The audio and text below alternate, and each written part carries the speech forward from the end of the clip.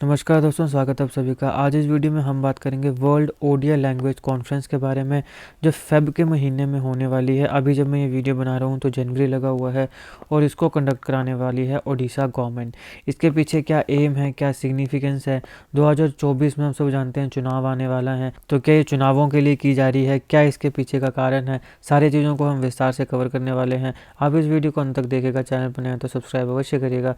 Politics, economy, GK, geography, science, environment, ecology के तमाम videos के लिए एक बार हमारी प्लेलिस्ट को जरूर चेक करिएगा। चलिए शुरुआत करते हैं। देखिए, ओडिशा गवर्नमेंट ने अनाउंस किया है कि वो सबसे पहला विश्व ओडिया भाषा सम्मेलन, ध्यान रखिए इसका नाम आपसे सीधा पूछा जा सकता है, विश्व ओडिया भाषा सम्मेलन, और ये पहला है जिसे ऑर्गेनाइज करने वाली है। कौन करेगी? ओडिशा गवर्नमेंट करेगी।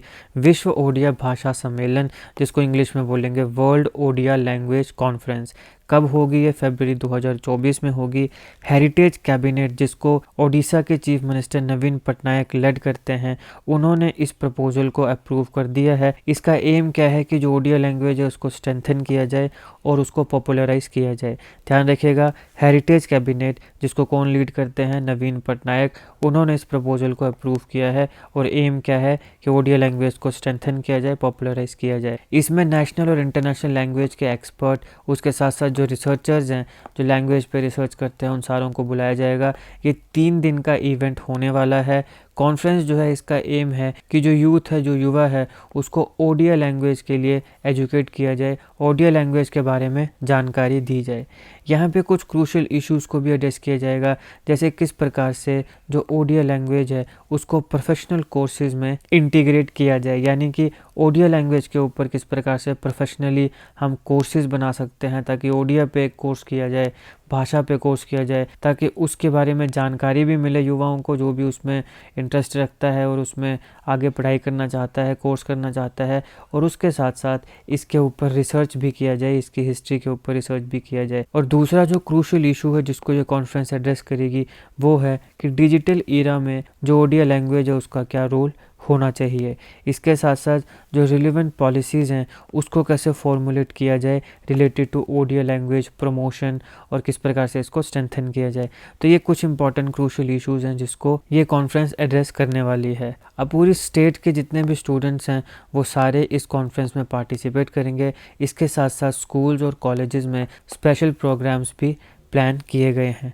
ओडिशा गवर्नमेंट जो है उसने नॉन रेजिडेंट ओडीआईज, जैसे एनआरआईज होते हैं ना, यानी नॉन रेजिडेंशियल इंडियंस, मतलब वो भारतीय हैं लेकिन भारत में रहते नहीं हैं, बाहर रहते हैं।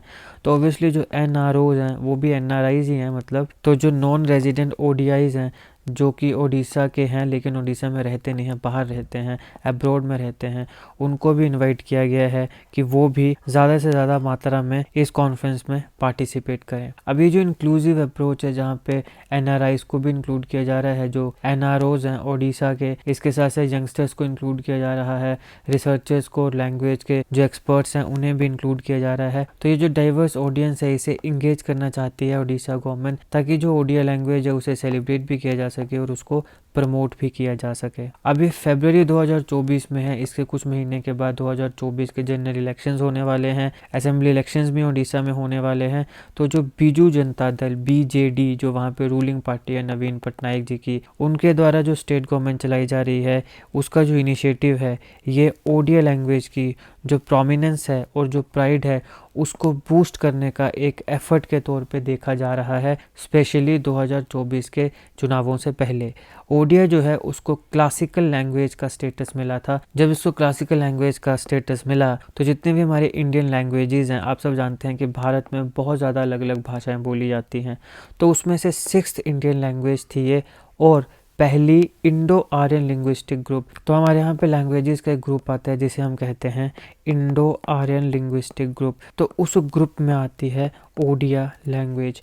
तो ये इस ग्रुप की, यानी इंडो आर्यन लिंग्विस्टिक ग्रुप में जितनी भी लैंग्वेजेस आती हैं उन सारों में ये पहली लैंग्वेज है, और उसके अलावा बाकी टोटल जितनी भी इंडियन लैंग्वेजेस हैं उनमें ये 6th है जिसको क्लासिकल लैंग्वेज का दर्जा स्टेटस मिला है। तो ये आपसे सीधा सवाल पूछा जा सकता है क्योंकि ओडिया लैंग्वेज के ऊपर अभी कॉन्फ्रेंस होने वाली है, वर्ल्ड कॉन्फ्रेंस होने वाली है। तो ये पूछा जा सकता है कि ओडिया लैंग्वेज को क्लासिकल लैंग्वेज का स्टेटस कब मिला? 2014 में मिला। ओडिया लैंग्वेज 6 इंडियन लैंग्वेज बनी जिसको क्लासिकल लैंग्वेज का स्टेटस मिला और पहली इंडो आर्यन लिंग्विस्टिक ग्रुप की लैंग्वेज बनी जिसको क्लासिकल लैंग्वेज का स्टेटस मिला। एक सवाल ये भी पूछा जा सकता है कि ओडिया लैंग्वेज जो है वो किस ग्रुप में आती है, तो इंडो आर्यन लिंग्विस्टिक ग्रुप में आती है, ये आपने ध्यान रखना है। ओडिया लैंग्वेज की जो सिग्निफिकेंस है उसको रीइंफोर्स करना इस कॉन्फ्रेंस का एक एम है और इसीलिए ओडिशा गवर्नमेंट पहले Odisha official language amendment bill 2018 में लेकर आई थी।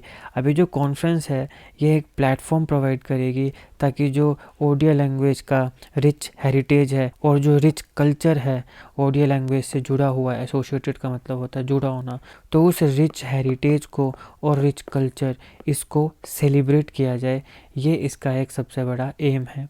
यहाँ पे लैंग्वेज इंथुसियास्ट आएंगे, रिसर्चर्स आएंगे, एक्सपर्ट्स आएंगे। इन सारों के पीछे के आने का एम ये है कि यहाँ पे एक वाइब्रेंट डायलॉग जो है वो क्रिएट होगा, किसके लिए? ओडिया लैंग्वेज के लिए। जैसे मैंने पहले भी कहा कि ये डायलॉग क्यों किया जाएगा, ताकि इस लैंग्वेज को स्ट्रेंथन किया जा सके, इसको प्रमोट किया जा सके। इसकी वजह से क्या होगा, कंटेम्प्रेरी वर्ल्ड में ओडिया लैंग्वेज की क्या रिलेवेंस है और उसकी जो कंटिन्यूस ग्रोथ है उसमें ये जो कॉन्फ्रेंस है ये कंट्रीब्यूट करने वाली है। तो ये इस लेक्चर का एनालिसिस था। आई होप आपको वीडियो अच्छी लगी हो। अगर आपको अच्छी लगी तो लाइक करिएगा, शेयर करिएगा। Politics, economy, GK, geography, science, environment and ecology की तमाम वीडियोज़ के लिए एक बार हमारी प्लेलिस्ट को जरूर चेक करिएगा।